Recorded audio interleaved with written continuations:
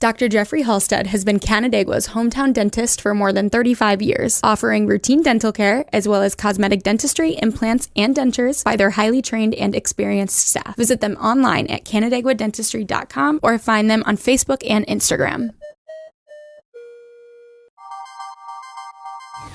Do you want to know what's happening in the Finger Lakes?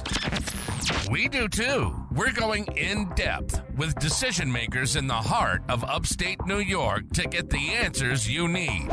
From the team of FingerLakes1.com, this is Inside the FLX. Welcome to another episode of Inside the FLX. Today we're talking property assessments. Last month, we brought you a story about a Wayne County homeowner who saw their proposed property assessment jump from $69,000 to $321,000.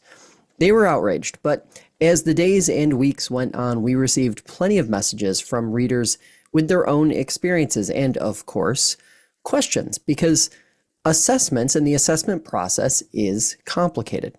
So let's talk about those questions. Last week, I was joined in studio by Matt Horn to answer all sorts of common questions and confusions about the assessment process. He is the Director of Municipal Services for MRB Group and previously served as Geneva's City Manager.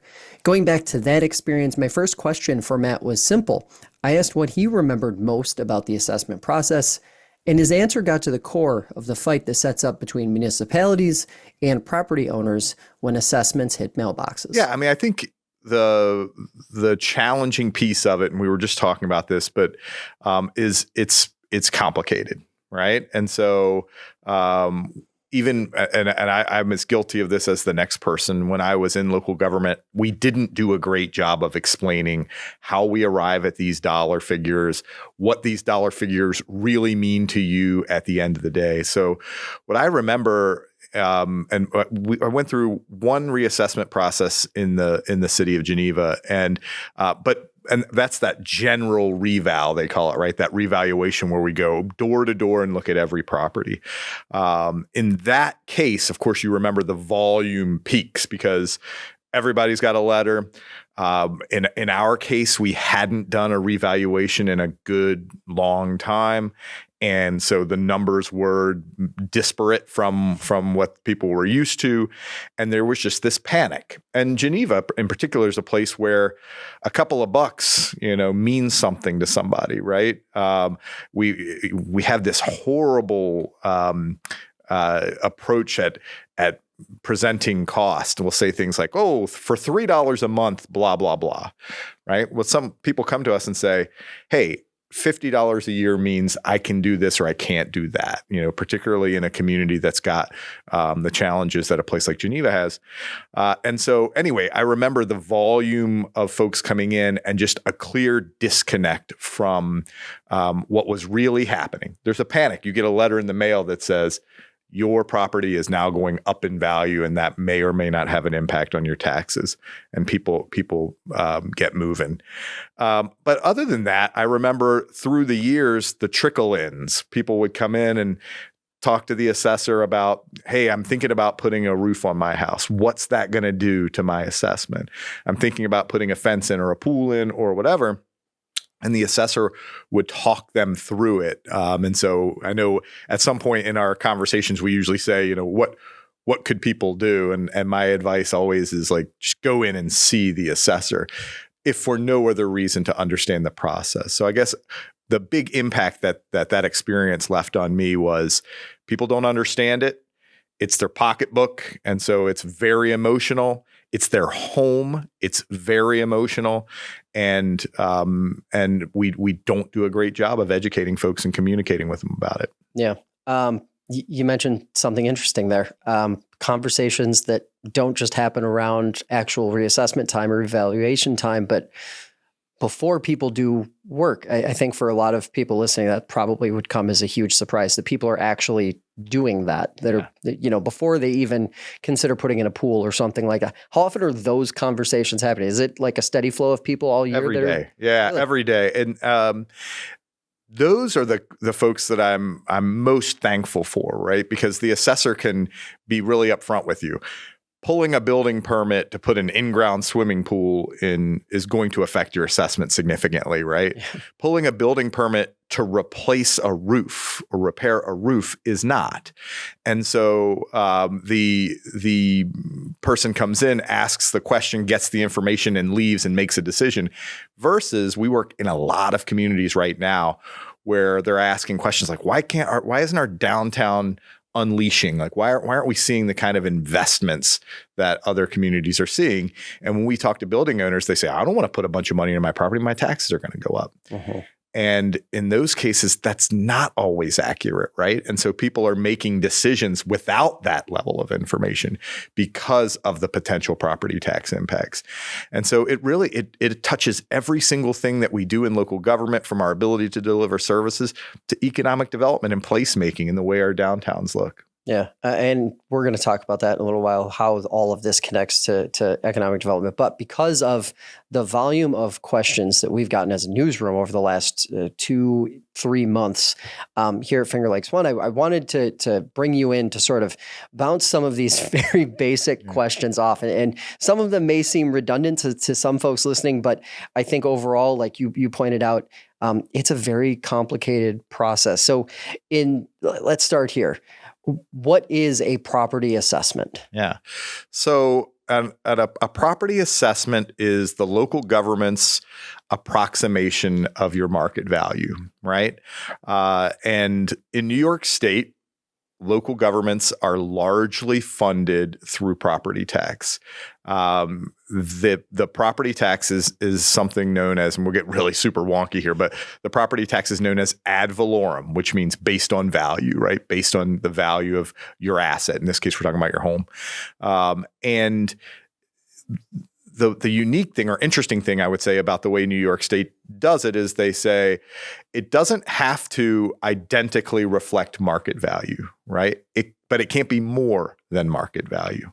So the maximum you will ever be assessed is the true market value of your property.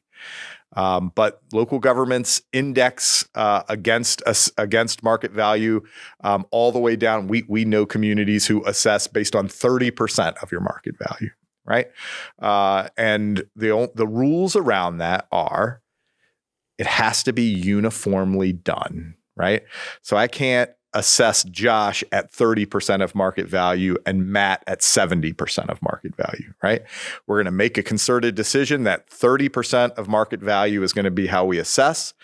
Then we're going to identify market value, right? And the way we identify market value is through lots of different ways, but in large part, it's driven by sales data, right? So your neighbors, and I was just talking to an assessor in the region this morning, and he was saying, what I always tell folks to do when they're trying to figure out if they're getting the right number or not is look at the assessment on 5 neighbors to your right, 5 neighbors to your left, and across the street. Unless your home is dramatically different than those homes, then you should all be in a certain range, right? And I thought that was an interesting take. So assessment is effectively some reflection of market value. We combine assessment with tax rate, right? So we take a percentage of your total assessment, and that tells us what your tax bill is going to be. So there's 3 sides to this equation, and we don't need to be doing algebra too early in the morning, but on the left side of the equation is market value times tax rate equals property tax revenue to the municipality, right? And so it's very important to get it right. It's very important to be uniform about it, that we're assessing everyone using the same methodology. And it's very important for folks to pay attention to what those values look like when they get their notice. So there's 3 different numbers, and I think this is a big part of the confusion for the layperson who isn't in this stuff on a daily basis. There's 3 different numbers that have come to us where people are like, well, what does this number mean versus this number? So there's the assessment, there's the valuation, I guess, that a bank or a realtor might put on a home. Appraisal. And then there's the actual sale price, which I suppose you kind of explained there is like, depending on what the community sets that percentage at, can kind of when you're looking at all three of those numbers, how different those numbers can be wildly different. Absolutely. Right. Particularly in today's market. Absolutely. Right. A great example. I always think about when I'm trying to sell my home. I've moved around some over the last 20 years. When I'm trying to sell my home, I'm praying that appraisal comes in at least at the number that the offer is on my home, right? Because the person buying it is going to get a mortgage. So an appraisal looks at things like sales data in the region, comparable homes sell for this, or comparable real estate sells for this. And that appraisal is something that's done by a licensed appraiser who is hired to produce the market value of that particular piece of property at that particular point in time, right?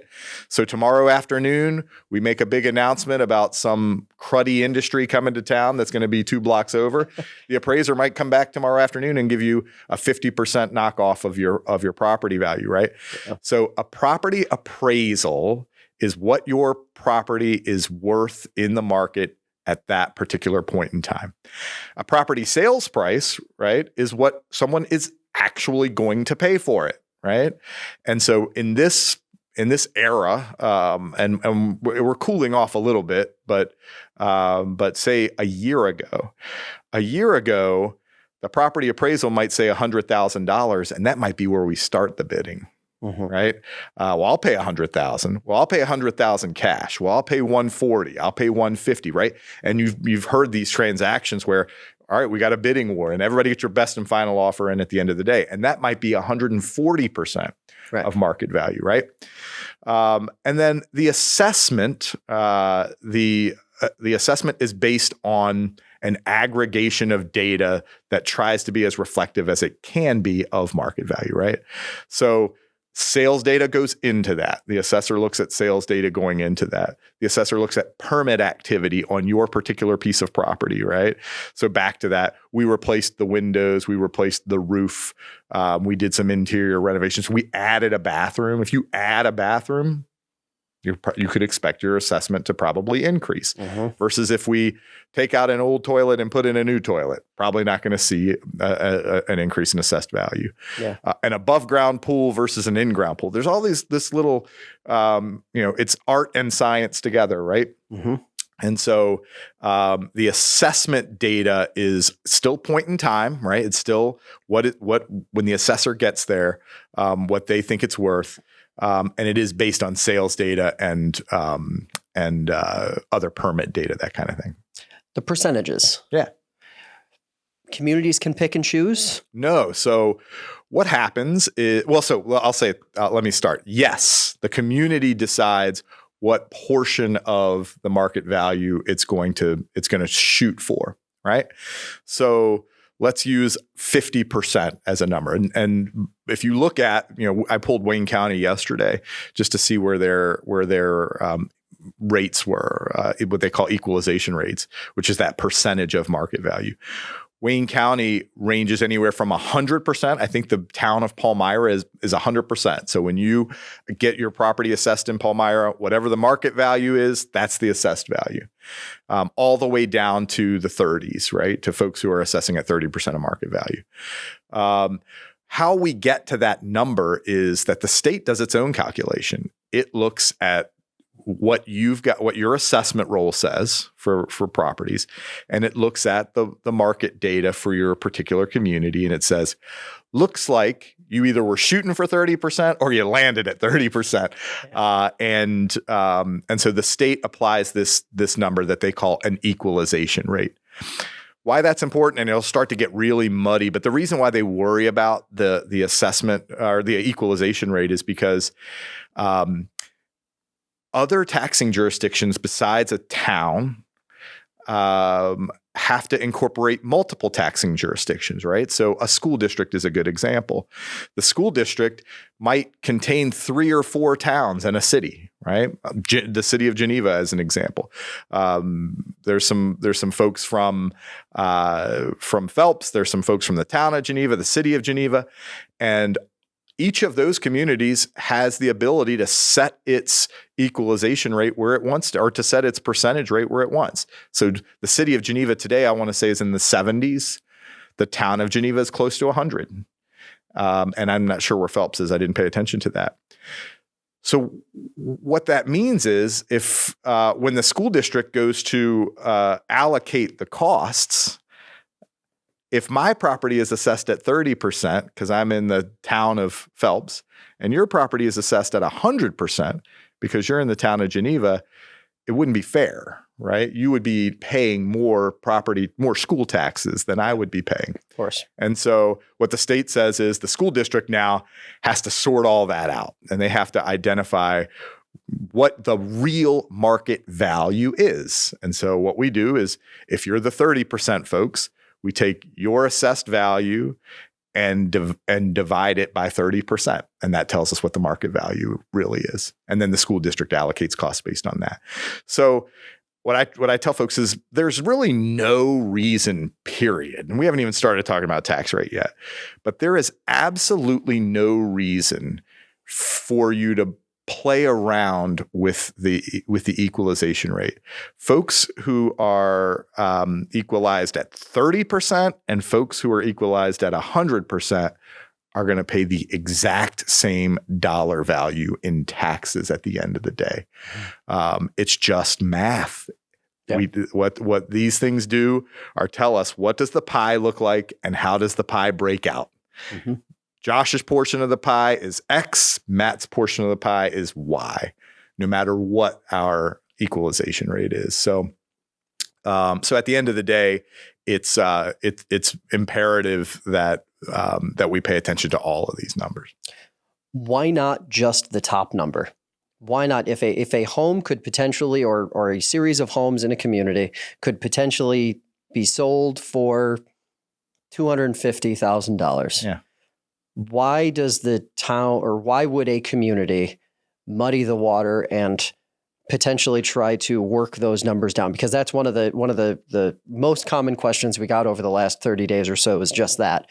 Why are there these different numbers? Why don't communities, taxing jurisdictions just use one number that people, I think, have a better understanding of, because they see real estate transactions much more than these assessments that are happening behind the scenes, right? Yeah. In my opinion, and I've talked to a lot of folks about it, it's purely political, right? Yeah. It really is. Hey, we don't want our, at some point you have to, if you're always assessing at 100%, then there's no worry, right? There's very little. If you're always assessing at 100%, the state really wants you to be doing general revaluation every 2 years. Mm-hmm. If we're always assessing at 100% and we're always reassessing every 2 years, then there's very little likelihood that we're going to see these crazy spikes, right? Or spikes or dips. And in fact, I remember being in Geneva and I think we were due for a revaluation in 2009, but the real estate market in 2008 had done such a tank that our assessment folks were kind of looking at it and saying, well, geez, I mean, our valuation might come way down if we do this. And so to your original question, if we're assessing at 100% and our valuation spikes, fantastic. And that's what's been happening in the last bunch of years. Valuation will spike. That's a number that people get nervous about, but then we cool them off by coming in behind that and lowering the tax rate. And now we're the city council or the town board that lowered the tax rate. Now, in reality, if your value spikes by 25% and we lower the tax rate by 25%, nothing has happened, right? It's just math, right? So the revenue spike, or I'm sorry, the value spiked by 25, the tax rate went down by 25. The headline just says net zero. Tax rate went down by 25. And so a city council gets the pat, or the town board gets the pat on the back for managing costs or whatever. Versus if we're assessing at 100%, but revaluing every 5 or 6 or 7 years, then boom, there's just going to be this big pop, right? And that's what's caught a lot of communities short in the last 2 years. is this big pop. If we take it down to 30% or worse, we hover around between 30 and 50%. People just get confused. At the end of the day, in the budget document, you're going to flip to the back page and it's going to say total general fund expense. And that total general fund expense has to be funded in some portion by property tax dollars. And so all council can do, or all the town board can do, is manage the rate. Anything we're doing over here on equalization or percentages of value is just a show. Okay, so we're going to get into tax rate here in a couple minutes. Sure. But first, just a few more softballs, I guess. How long does it typically take? The whole process. Is it always happening? Does it happen in 6 to 8 or 12 month periods? Mm-hmm. How do municipalities typically approach it? Yeah. A general revaluation takes a significant amount of time, right? So you think about a place like Geneva, which probably has around 3,000 parcels. Mm-hmm. The town of Seneca Falls has around 2,000 parcels, right? So this is very substantial. This is us going out. The assessor has to go out, take a photo of the property, look for differences over the years to say, again, why you would want to do it every 2 years is we look for, did they add a porch? Did they put a pool in? Did they pull a permit for a bathroom? All of these things. So I would say an actual revaluation process, a total general revaluation process in a community of any substance, a Seneca Falls or a Waterloo or a Geneva, is going to take the better part of a year. So the assessor goes out, does their field investigations, and some of these communities actually contract this out to professional firms that do it. There's, like everything else, there's a consultant for that. They'll come in, look at every piece of property, try to physically see every piece of property, look at all the sales data for the amount of time between the last valuation and this valuation, and pull permit data, and then try to arrive at a number for each property, right? Then you'll get a notice in the mail that says your property value in the last taxing cycle was this, and in this cycle is that, right? At that point, so presuming you're not one of those folks who went down to the assessor's office before you put the bathroom in and said, hey, how's this going to deal with my issue? But you have the opportunity at that point to do what they call informal. And in informal, there's what I call informal, which is I call in a small community like communities that we live in, I'll call the assessor, say, hey, can I get 10 minutes with you? Yeah. And the assessor will say, sure. And you come down and you talk to him, and at that informal, you're trying to understand what the decision-making process was there. What was the data you used to get after this, that kind of thing. Then there's what I'll call formal informal, right? That's where the taxing jurisdiction, or the assessing jurisdiction, I should say, establishes specific time for you to come down and speak with the assessor. So you're going to schedule an appointment. You're going to go in, meet with the assessor. At that point, you kind of want to have your arms loaded with some specific information. So back to that, the advice from the assessor I got this morning: look to your left, look to your right. Did everybody go up by about the same amount? Is everybody dealing at about the same amount? Hey, my neighbor just sold their property and it sold for something substantially less than what you're saying it is. I've got 3 or 4 other properties that I've seen that haven't sold for what you're suggesting. I know I pulled a permit for that, but I never actually did the construction. Blah blah blah. Right? And the assessor at that point can make an adjustment. Mm-hmm. Warning: the adjustment might go up. You may have provided the assessor with some information they didn't have. You don't win all the battles you fight. Right. And so at that point, if you're unsatisfied with how the assessor has made his or her decision, then you go to a group called the Board of Assessment Review. The Board of Assessment Review is a body that's appointed by the governing body, so town council, town board, and they're they try to be as apolitical as they can. So they've got some substantial terms. I want to say they're like 7-year terms. So they outlive the politics of things. Yeah. You go into the Board of Assessment Review, and the Board of Assessment Review again now looks at your data and says, all right, assessor, why did you come up with this? This data clearly shows something else. And same story, might go up, it might go down.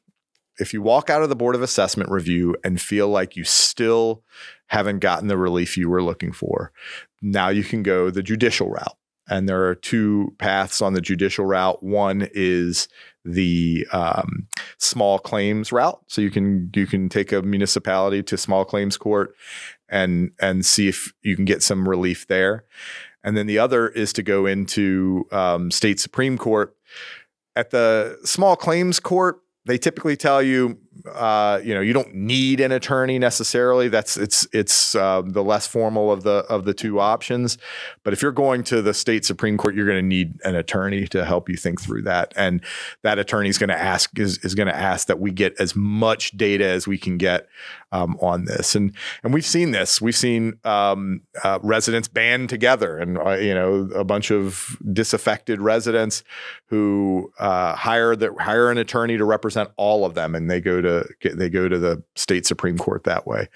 That's not happening that often, though, right? Or does that happen more often than people would be led to believe? In the last few years, and I think about where we live, and the diversity of the property that we have around the communities.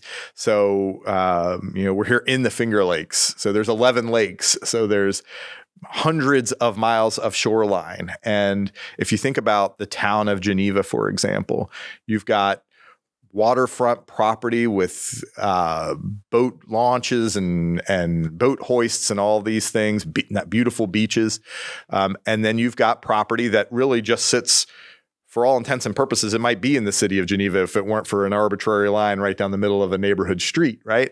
And everything in between. And so mostly where we see those disaffected residents are along the lake shores. That property is bumping in value like nobody's business. It's moving so fast. And that's where a group of folks have historically gone that larger route, gone the more formal state Supreme Court route. Frequency, on average, you've mentioned, a few different time frames, 2 years, 3 years, 4 years, 5 years. Yep. On average, when you're sort of taking stock of most municipalities, is there a common frequency, like in terms of years, how often assessments are sort of rehashed and this process is reopened up? I'd say the meatiest part of the curve is in somewhere between 2 and 5 years, right? I know I was just joking. We were doing a comprehensive plan in a community and we met with the assessor and I said, when did you do your last reval? And he rocked back in his chair and thought. I said, who was president when you did your last one? How many cycles are we out? And and honestly, what you'll see in those situations is the state recognizes what's going on and that downward pressure on equalization starts to happen. That's one of those unintended, or there is intention there, but one of those outside influenced equalization rate conversations where the longer you go between general revaluation, the more likelihood that your equalization rate is going to dip down into below 50% anyway. Yeah. Let's get into tax rate because I think this is the point where it's probably a good idea to start talking about this. Tax rate, that's the number people should be paying attention to, right? In this conversation. Yep. How and why? So walk us through the role tax rate has on these assessments and how that actually affects what that bottom line number is that folks are writing in terms of a property tax check to their community. So what I incur or how I used to manage a budget process and how most people who are responsible for managing budgets manage their process is the various departments bring us their proposed budgets, right? They lay it all out for us and say, all right, this is everything I need. This many new trucks, this many new pens and pencils and a desk here or whatever. I got to pay people. I want to give these people a raise. We've got some contracted raises. We've got health insurance that's going to go up. So all of it shows up in a big pile. and the person responsible for the budget starts combing through that pile, prioritizing things, and trying to get down to a number. All right. Most of the time, that number is based on last year's number. So if my budget last year was $5 million and I've got $7 million worth of requests in front of me, then I'm going to first start asking what's mandatory, what's contracted already, debt service and union contracts and health insurance and all of these other things. And then what do I have some latitude over, some wiggle room over? And I try to do all of that blind to what's happening on the revenue side, right? When Adam Blowers and I worked together, we called it lockout, tag out, right? So he would do the revenue projections and lock me out of it. There's no reason for me to be involved in it at this point. Right now, we're talking about expenses, and you get down to your final number. This is the number I'd like to recommend to City Council, and maybe it's a 3% increase or something to stay below the tax cap. Well, that's a whole other hour, but we have a number. Now we figure every dollar that's going to come to us aside from property tax. We're going to get sales tax dollars. We're going to get state aid. We're going to get all these things. And then there's going to be a gap. And that gap is what you have to fill with either cuts or property tax, right? And so what we like to ask ourselves is, how much property tax can we generate with no change in assessment and no change in rate, right? That's gonna give us a number. Now, what's the gap? And the gap can only really be addressed at that point by cutting costs or increasing the tax rate. So in terms of what we can control, we cannot control the market, period, right? The market will do what the market will do. Don't pay attention to any economic development conversations we've already had where I said we can control the market. We can't control the market. The market will do what the market will do. We have control over rate and over cost. And so at the end of the day, we have to ask ourselves, and this falls beyond the city manager, beyond the budget officer, falls to the local governing body. Am I willing to adjust the rate upward to accommodate new things, new priorities?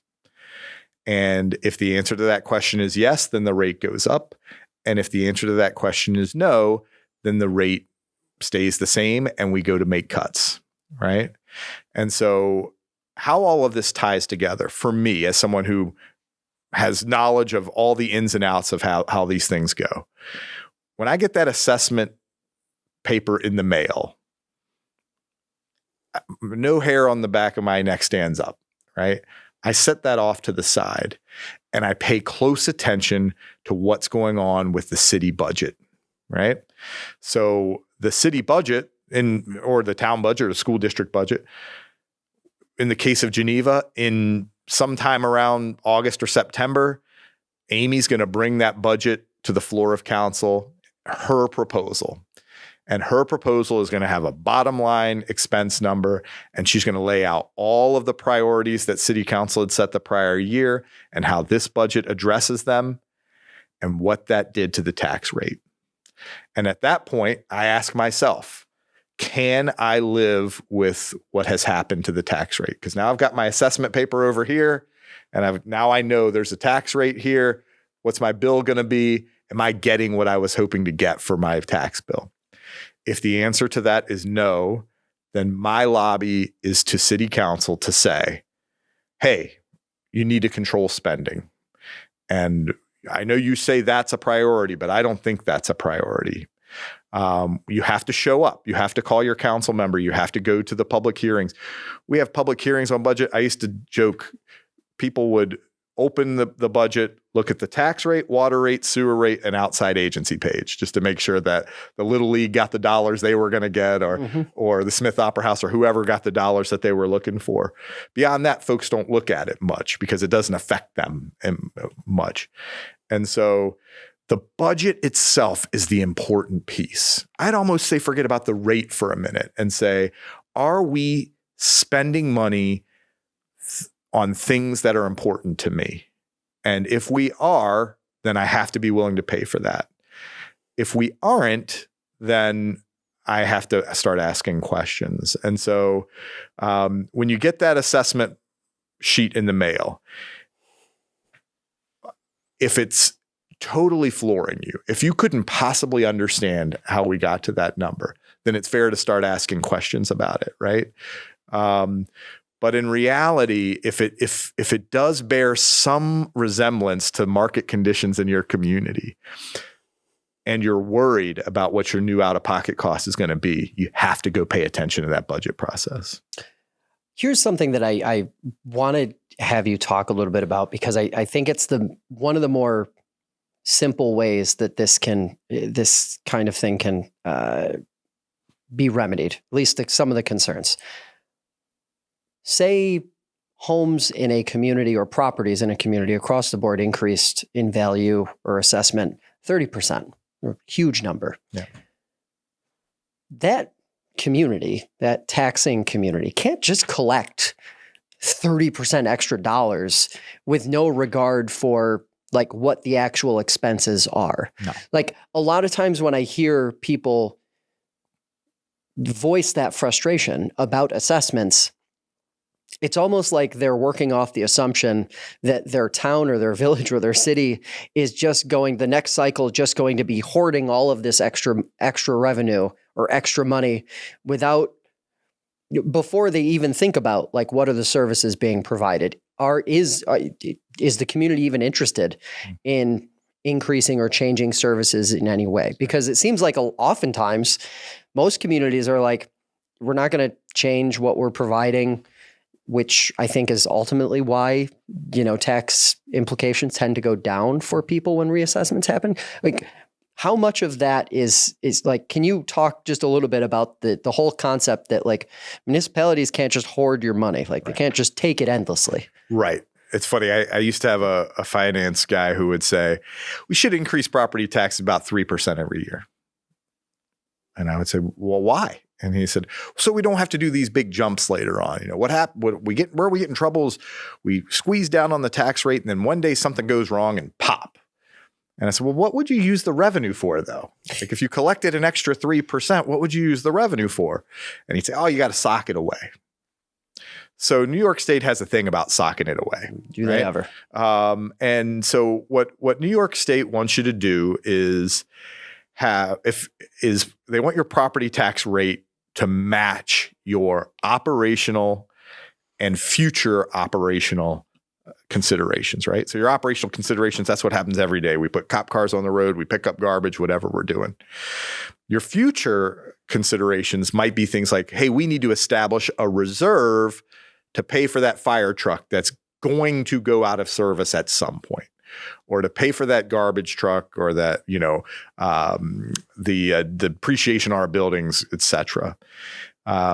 And New York State says you can't just blindly stow money in the fire truck fund.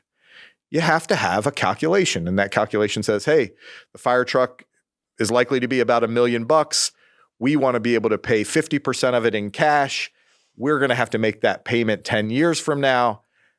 So we're going to put $50,000 a year in fire truck reserve.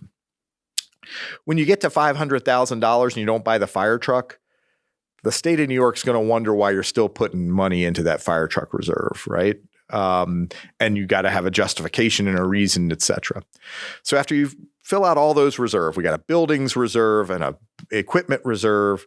The state allows you to bank money for future retirement fluctuations. Lots of little ways you can bank money, but it should all be very transparent. In your audit, it's going to say this reserve is funded at this, that reserve is funded at that. Then there's something that they call unallocated fund balance. And unallocated fund balance is what you or I would think as just our general savings account. And a lot of people call it rainy day fund, right? Your rainy day fund. Your unallocated fund balance, the state won't say this. They'll only tell you if it's too much or too little. And you see these audits floating around. Always. Fund balance is too small, fund balance is too big, right? Mm-hmm. But they won't tell you where it is. But if you go to Government Finance Officers Association or somebody like that, they'll say, in a general fund, we want it to be 20 to 30%. just like you would at home. You try to say 3 months expenses, just in case the world collapses. I could live for 3 months without a job, for example, right? Yeah. So there's lots of reasons to keep unallocated fund balance. One, that rainy day thing, the world falls apart. We've got some money to pay our bills while we're trying to figure things out. But two, just general cash flow, because unlike me and you, I don't know how Finger Lakes One does it, but I get a paycheck every 2 weeks. The government does not get a paycheck every 2 weeks. People get tax bills once a year. They can pay them twice a year, but those payments are typically in January and April. And about October and November, it starts to get pretty lean in terms of what the revenues are that are coming in. Mm-hmm. So it's nice to have that unallocated fund balance so you can pay your October, November, December bills, right? So let's use your 30% example. So I do nothing with my tax rate. My expenses go up by 10%. I do nothing with my tax rate. And the assessments go up by 30%. There's 20% sitting out there. Mm-hmm. 20% more property tax cash is going to come into City Hall with no associated expense. That's not going to go on for very long, because the state is going to come. Everybody has to file at the end of each year what they used to call a comprehensive annual financial report, or an AUD, an annual update document. You have to report to the state how much money you got in revenue, how much money you spent in the last year in every fund, water, sewer, general, et cetera, right? So the state has this data in front of them, and I can't believe it, but they have people who read that data. And so when I file my annual update document to the state and I say, I took in $1 million extra. Now at Finger Lakes One, that's a great thing. We call that a profit, right? At Finger Lakes One. But in the city of Geneva, taking in $1 million extra for which you have no plan to expend it is a huge problem. Yeah. Right. From the state's perspective. And so they do have these auditors and these monitors who go out and look at municipalities and say, hey, you took in too much money here. You got to adjust your tax rate, or you got to increase your expenses. So I won't use the word unscrupulous, because I don't think that's fair, but maybe folks who are being a little less transparent and situations where I can say there could be alignment with the term cash grab is, hey, we've been wanting for years to hire 3 new streets people, but we've never had the money. So I'm just going to leave the tax rate the same. The assessed value is going to go up by 30%, and I'm going to hire those 3 DPW folks. And I'm going to go on the news and talk about how we kept the tax rate stable. That's not fair, right? That's not fair. Now, the government definition of transparency, it's in the budget. You could see it. Maybe the city manager drew attention to it. Maybe she didn't, but it's in there. If you do the math, you can see what happened. City council had the opportunity to review it. They talked about it. That is an opportunity for some hanky panky, except that New York State has, I think, an ill-named tax cap, right? The property tax cap. And it's not a tax cap. It's a levy cap, and the tax levy is the total amount of money we're going to bring in. And what New York State says is, if you bring in more than, and we'll use round numbers, if you bring in more than 2% more property tax revenue in any given year, you have to go through a bunch of public disclosures, and you have to go through a different budget adoption process. So in your 30% example, the assessment pops by 30%. The tax rate stays the same. The extra $1 million is coming into the city budget. No matter what they're doing with it, they now have to pass a local law that says, we acknowledge that we have exceeded the property tax cap. They have to publish that in the newspaper. They have to identify it in their budget document. This budget is not property tax cap compliant. And city council or the town board or the village board has to pass it by a supermajority. So in Geneva's example, it would go from 5 votes to 6 votes needed to pass the budget. In a school district, I was talking to a superintendent about this a couple of weeks ago, and she said, it's not realistic. It's not remotely achievable to take a non-tax cap compliant budget to the public for a vote. It just will not pass. And so school districts keep that number at under 2% or whatever the calculation yields so that they stay off the radar and they can just get their budgets passed the way they need to be passed, right? And so I would say that for those municipalities that folks are worried about on the cash grab, the local government has to go through so many more hoops to take advantage of new revenues from assessments that you are definitely going to see some news articles about it, right? I was remembering when I was the city manager here, and it wasn't even a general revaluation year. We just happened to we had some new development that had happened in the community that drove our tax base up a bit, and we didn't make a corresponding change in the rate because most people's assessments didn't increase, and we had some things we needed to spend money on.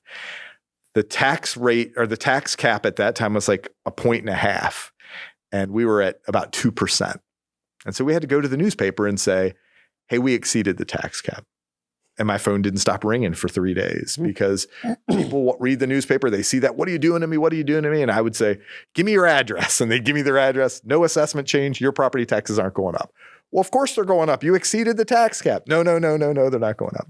And so the idea that you could use assessment increases as a cash grab is you'd really have to not be paying attention as a taxpayer to let that get by you. And for the reasons you just outlined, it seems like most elected officials, I would say it seems like in 99% of scenarios, are just going to avoid it. Yeah. They're going to actively avoid that outcome at all costs. Right. And to the frustration of managers and planners and economic developers who say 2% isn't enough to live on. Like, we need that extra revenue to invest in the community, to build new parks, to upgrade our old parks.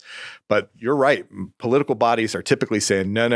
We got to live within our means. Erring on the side of caution. That's 80% of the governments we work for. Okay. So two more kind of like cleanup questions here that I've seen, threads I've seen prop up on social media. Delaying. Why does delaying you've kind of touched on it a little bit, but that is probably the most common thread that I've seen on social media in all of these communities where reassessments are happening now, or folks have gotten those. The first thing they say is we need to tell them to delay. We need to tell them to wait. Yeah. Now, for a number of reasons I can already think of that you've mentioned in the last 30 minutes, that sounds like a bad idea. Yeah. But just to sort of bring it home for people, why is delaying not a good idea? It's not a good idea because if anybody here really knows what's going to happen to the real estate market in the next 5 years, I want you to come to Las Vegas with me because you're a heck of a prognosticator. We should be sitting at the sports book all day long. We don't know what's going to happen in the property tax market. So delaying doesn't buy us any kind of a benefit, right? It only buys us a lottery ticket that may or may not hit for us, right? The other reason not to delay, or why delaying is kind of a waste of time, is because that everything we just talked about, what you need to encourage your local government to do is to spend within the means that you think is reasonable. So if your assessment went up by 30%, you think where we're at is perfectly fine, then you need to argue for a 30% reduction in property tax rate. Right? Your assessed value will have nothing, your assessed value won't be impacted at all by that. So delaying doesn't take the question out about government spending, and it might get worse, right? Yeah. It might get worse. Yeah. Why should homeowners want a higher assessment? It's funny. I remember when we were going through buying our first house, I bought in a run-up market in the Southeast, in coastal South Carolina. And I remember having dollar signs in my eyes. This was the era of the flips where everybody's buying these and turning them around and all of this stuff. And I remember telling my realtor at the time, like, a couple years from now, I could really cash in on this. This is a good investment. And the realtor's nodding and smiling. And the mortgage lender is saying, never think of a home as an investment. Right? If the home that you're living in is not an investment. That said, it is an asset. And what we try to think about is we want our assets to increase in value over time. And so if we weren't in the tax man's office or we weren't in City Hall, and I just said, did you know that the value of your assets went from $100,000 to $200,000? You would be turning cartwheels all the way down the hallway. We want our value, our market value to increase. We want that. We want to leave it to our kids, or we want to capitalize and move to a bigger home someday, or whatever we want to do. Yeah. We want our market value to increase. And so that's one reason. And second is we want everything to just be honest, right?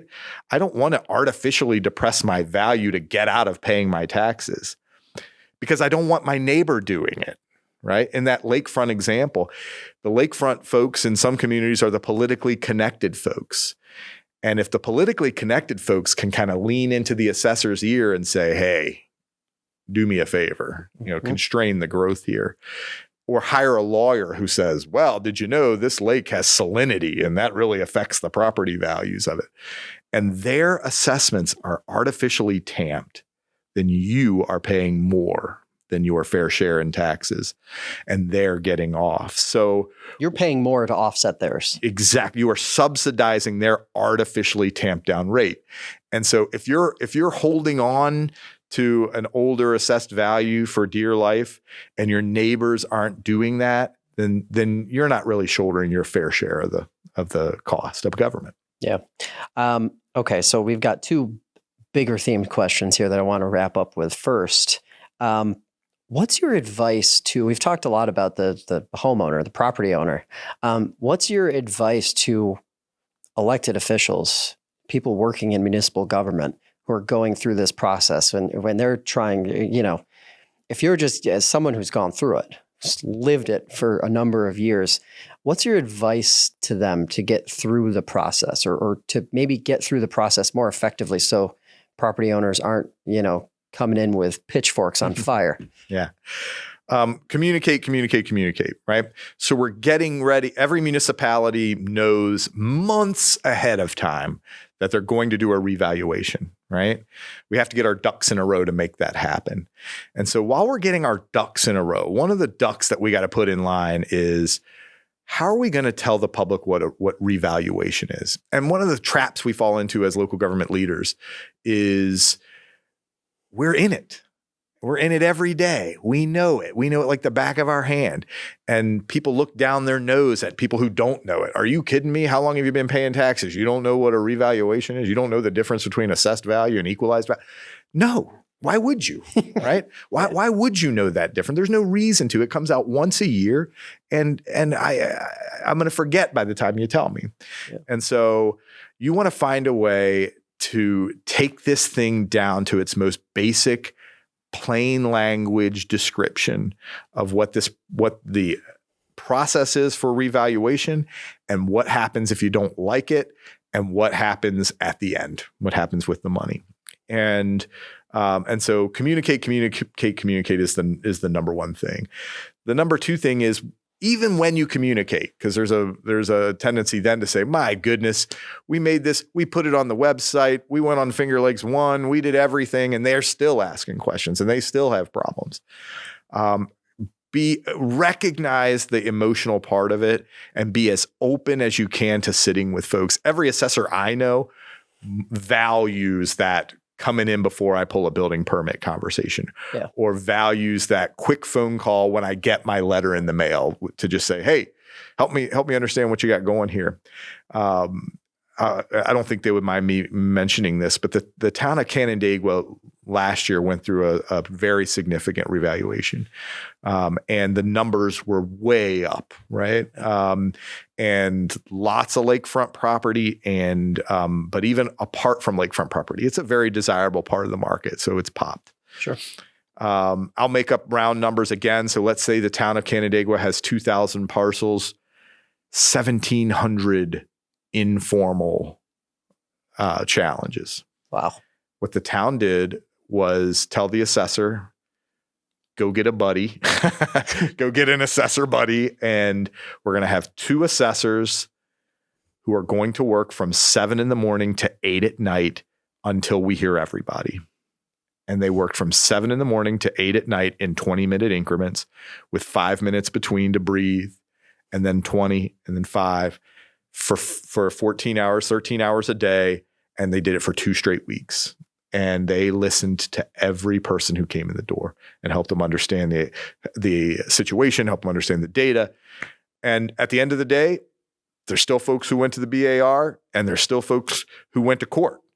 But when we're talking about a matter of public opinion or public engagement, I talk about it in terms of inputs. What did you put into this to make sure everybody was heard? Yeah. And not every community would be willing to do that. So communicate, be understanding, and be available. And I think you'll be ahead of the game. Okay. Can't have you here and not talk about economic development. I'm going to ask you a question that's economic development themed. You mentioned it at the very beginning. This has implications. Assessments have implications on things like planning and economic development. So how does it fit? How do assessments fit into how a municipality can then approach economic development in the years that follow? Yeah. I think it applies in the exact same way. At the end of the day, what a private sector investor, just like any of us, what a commercial investor in a community is looking for is return on investment. So is the cost of doing business in this community going to outstrip my ability to generate profit, right? And so assessments and property tax rates, let me separate the two. Assessments will, as long as they're fair and equitable, and we don't have a kind of a cowboy reputation for grabs on, because another legend is, hey, we'll bang Walmart or Wegmans up on the assessment so that the residential property owner doesn't have to deal with it. Walmart and Wegmans have much better lawyers than Joe taxpayer does, right? Yep. And so that's not going to work anyway. So being fair in the assessment process is one thing. And then the tax rate itself, which is ultimately what's going to drive the cost of doing business, it's either going to work or it isn't going to work, right? And so I would say, aside from just cowboyism, that assessed values have little direct impact on a particular investor's decision to do something or not do something. On the flip side, though, if I'm an investor, one of the things I look at is what's doing in this market. Right. So I'm going to put a Mr. Twisty's franchise at the corner of First and Main. Well, I'm going to have to build a building. All right. Well, how are property values doing in the neighborhood? You know, are people getting a return on their investment in this community? And if we're artificially tamping it down, or we're avoiding the reval because we don't want the news to get out that we're a growing community from a tax-based standpoint, then that realtor or that investor is going to look at that corner and say, you know what? Property values have been stagnant in this community for the last 10 years. This might not be the best place to invest.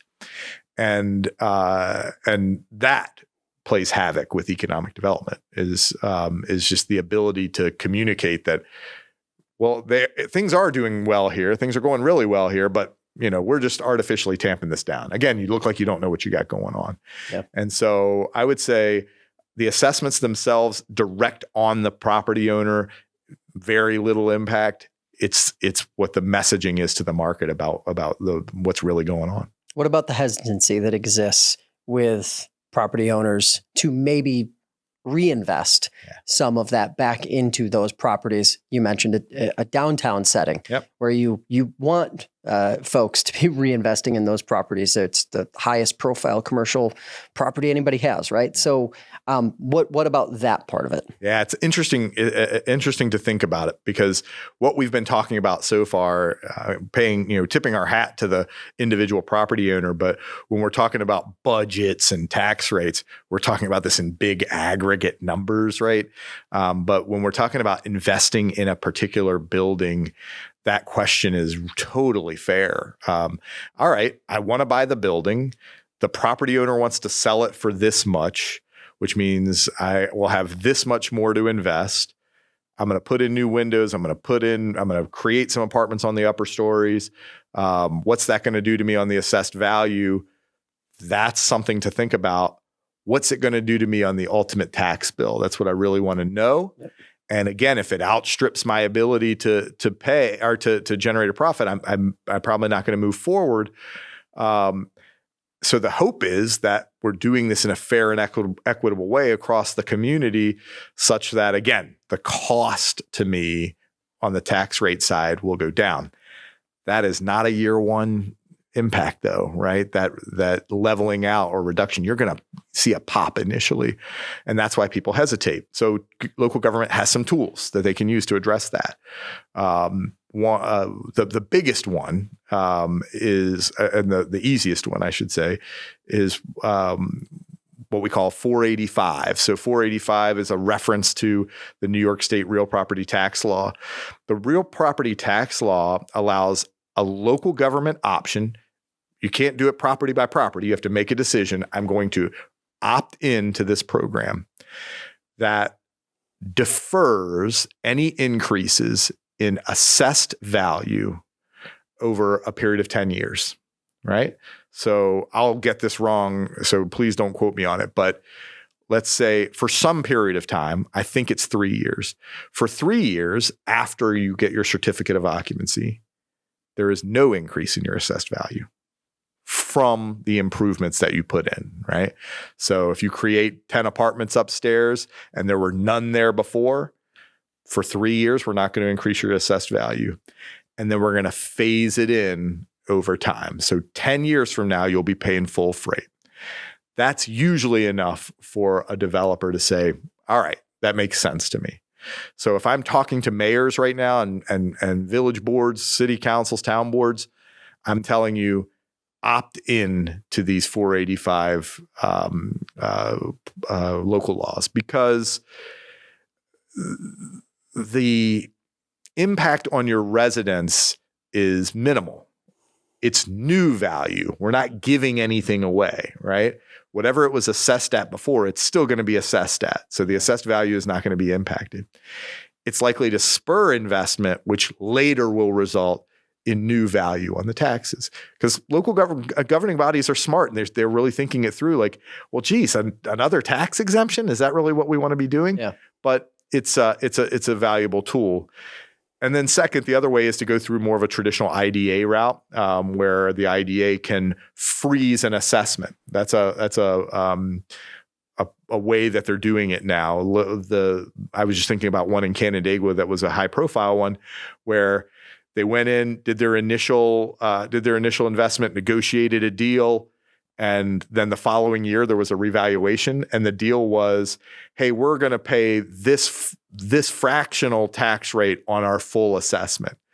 Well, in year 3, the assessment went up 30%, right? And so they had to come back to the IDA and say, we won't go backwards. If our property tax bill was $200,000 last year, we're going to continue to pay $200,000, and we'll do an escalator. We'll do 3% a year, just so we have some certainty. So there's lots of ways for IDAs to be creative about spurring investment without banging the property owner up too bad on a property tax bill.